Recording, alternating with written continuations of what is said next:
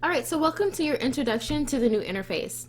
Now, to always be at the forefront of the digital market, Zeropark introduces a rework of the standard dashboard interface. Now, the new interface is available for all customers to try and get familiar with. However, if you're not sure that you will like it, you can always switch back and forth between the new and old interface in the top corner. Alright, so switching to the new interface. So you can switch to the new interface with just a simple click on the Try New Dashboard button. And once you click it, the page will reload with the new interface.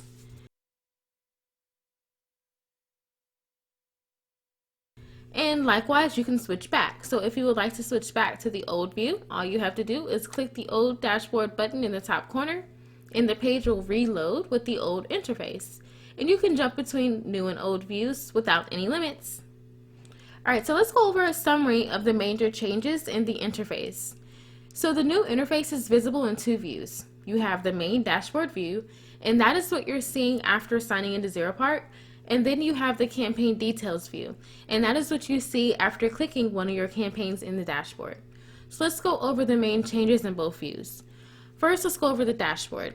So first, you're going to notice a difference in the campaign types. You can switch between 3 campaign types or view all of them.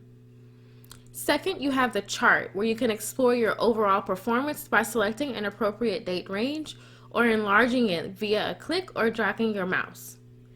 Next, you have your campaign list at the bottom, where you can have a quick glance at everything that's going on in your campaign and view your campaign status, change your bids, and pause your campaign. So let's go over the campaign details that you can see once you select one of your campaigns from the dashboard. So at the top, you have your campaign summary, where you can view your campaign's basic data. Next, you have your budget details, where you can get a closer look at the campaign's budget settings. Third, you have a chart, where you analyze your campaign's performance on a chart. Fourth, you have rule-based optimization, where you control your campaign's run via automatic rules. So if you want to learn more about the new look of rule-based optimization, you'll just have to go to that part of the guide to review that with us. And then next, you have your targets and sources, where you can view them, you can pause them, or you can add new targets and sources to your campaign.